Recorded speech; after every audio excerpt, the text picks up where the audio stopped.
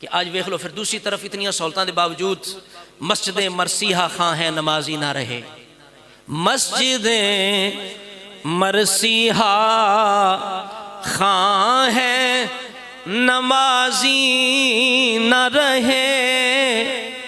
मस्जिद मरसीहा खां है नमाजी न रहे, यानी वो साहिबे औसाफ हिजाज़ी न रहे।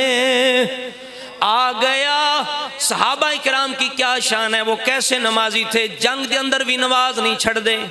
आ गया ऐन लड़ाई में गर वक्त नमाज, आ गया ऐन लड़ाई में गर वक्त नमाज। किबला रूहो के ज़मीं बोस हुई कौम हिजाज़। लड़ाई के अंदर भी जंग के अंदर भी उन्होंने नहीं छोड़ा। आज देखो मस्जिदों के अंदर कितनी सहूलतें हैं, कितने नरम मुलायम कालीन बिछ गए हैं, गर्मियों के अंदर एसी भी लग गए, पंखे भी चल रहे हैं। इस तरह सहूलियात हर मौसम की मौजूद हैं। सर्दियों के अंदर हीटर भी मौजूद हैं, गीज़र भी मौजूद हैं। इसके बावजूद हम नमाज के लिए तैयार नहीं हैं। रब ने कुरान के अंदर फरमाया सुम्मा लतुसअलुन्ना यौमइज़िन अनिन नईम। फरमाया फिर उस दिन तुमसे नेमतों के बारे में सवाल होगा।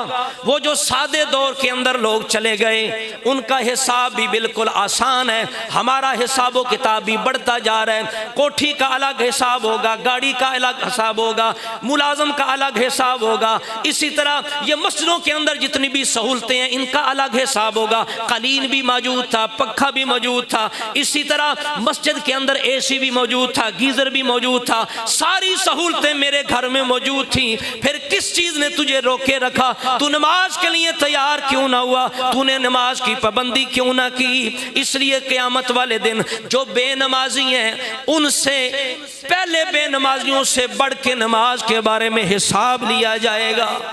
पहले तो सहूलतें कोई नहीं, सर्दियों के अंदर ठंडे पानी है, इस तरह पानी कुएं से भर के वुजू करने वाले लोग, इस तरह नहाने के लिए बड़े मसाइल। हमारी माएँ बहनें कुएं से भर भर के पानी ला के अपने घर के काम चलाने वाली, वो दौर कितना मुशक्कत वाला, वो लोग कितने सादा, ईमान उनका कितना मजबूत, उनके मकान कितने कच्चे, उनके एक जोड़े के अंदर सर्दी गर्मी गुजारने वाले लोग, जूती लिबास कपड़े के एक जोड़े के अंदर सारी जिंदगी गुजारने वाले लोग गुजर गए। हमारे लिबास की कोई इंतहा नहीं, कोई गिनती कोई शुमार नहीं, नेमतों का कोई शुमार नहीं। रब ने तो उस वक्त फरमा दिया जब सादा दौर था, फरमाया इन ताउद्दू निअमतल्लाहि ला तुहसूहा।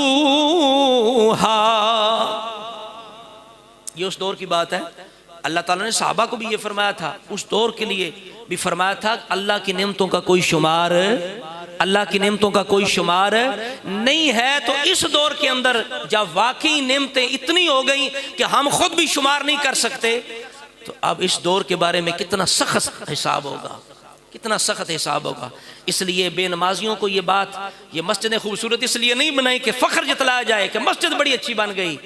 ये मस्जिदों की असल आबादी, असल ज़रूरत अच्छा इमाम है और नमाजियों की ज़रूरत है। आज हम पर मस्जिदों को लाख लाख रुपया देना आसान है, पैसे देने आसान है, लेकिन नमाज कायम करके मस्जिद को आबाद करना मुश्किल है। वो मुश्किल है, पैसे देने आसान है, ये हमारी हालत है। इसी तरह आखिरी बात करूं तरजीहात के बारे में कि हर जगह तरजीहात का लिहाज रखें। खर्च करना हो, खर्च का वक्त है, सदका और खैरात का देखें। सबसे पहले मस्जिद को ज़रूरत है, रिश्तेदारों को ज़रूरत है, हमसाये को ज़रूरत है, किस जगह खर्च की ज़रूरत है वहाँ सदका दें। जहाँ ज़्यादा ज़रूरत होगी वहाँ सदका देना आपके लिए ज़्यादा अजर और सवाब का बाइस हो। ये भी तो ख्याल रखा करें ना, ये भी देखा करें। इसी तरह